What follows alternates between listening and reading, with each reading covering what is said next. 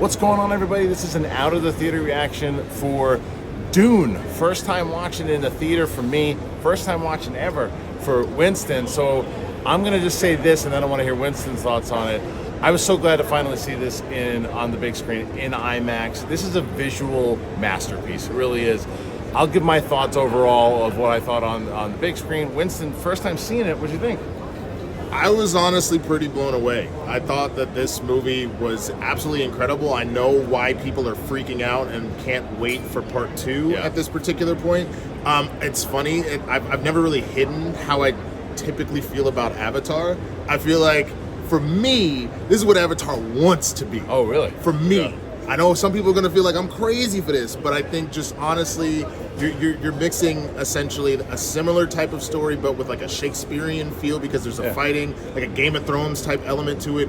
I think that Timothée Chalamet is a goddamn superstar, so I loved it, man. I love this movie, but for me, I've given my review on the film, so you can go back and you can watch the actual review on the film, but it's the IMAX experience and seeing it in the theater that I'm going to be reviewing for this one, because the sound, and I just turned to him afterwards and I said, it's just so visually stunning, and I was like mad at myself. I said, I don't need to see this in the theater. Bullshit, old me.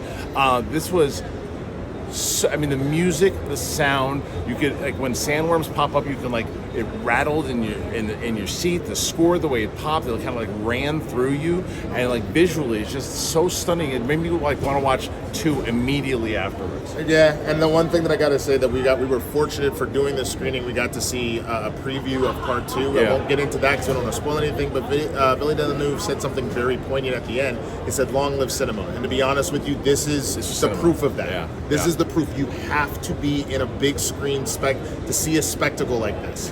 It's a great word. It's a spectacle, but it also is the kind of like when science fiction works for me. It's like you're always it's gonna like really stand out.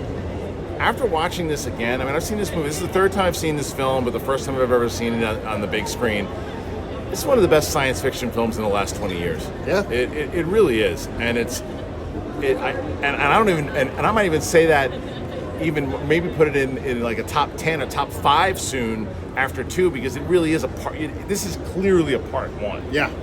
I mean, and to even end it, to have such big epic set pieces throughout, but to end it on such a tight, like intimate fight with the dude that's like, no, you're not coming over here. You're not gonna come join us. And to have that be really the closing action moment really reminds you that as epic as this film is, it is a very personal story. Yeah. And that's one of the things that I really enjoyed about this. And look, we can go on and on about this movie, but I'll tell you why we can't. My arm's tired. So we're going to say goodbye, see Dune 2, check out Winston on Swaggy Bird on his YouTube channel, and then obviously if you're brand new to this channel, hit the subscribe button. We'll definitely be doing a review for Dune 2.